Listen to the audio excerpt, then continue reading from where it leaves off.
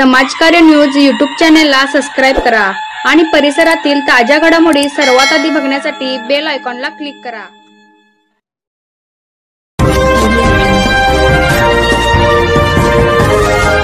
इचलकरंजीत सूत दरात वाढीची शक्यता। कापूस दर तेजीत। राज्यातील कापूस बाजारात तेजीचा सूर लागल्याने सूत दरात वाढण्याची शक्यता निर्माण झाली आहे।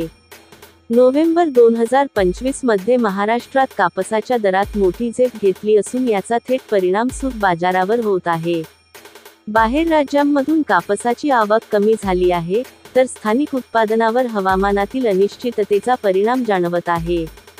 यामुळे सूत उद्योगातील व्यापाऱ्यांनी येत्या काही दिवसांत प्रति किलो सूत दरात 10 रुपये ते 20 रुपये पर्यंत वाढ होण्याचा अंदाज व्यक्त केला आहे।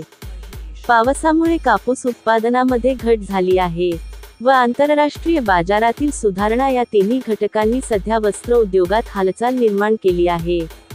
इचलकरंजी, मालेगाव, सोलापूर, अमरावतीसारख्या वस्त्र उद्योग क्षेत्रांमध्ये सूत दरातील चढ उताराचा थेट परिणाम उत्पादन खर्चावर होत आहे।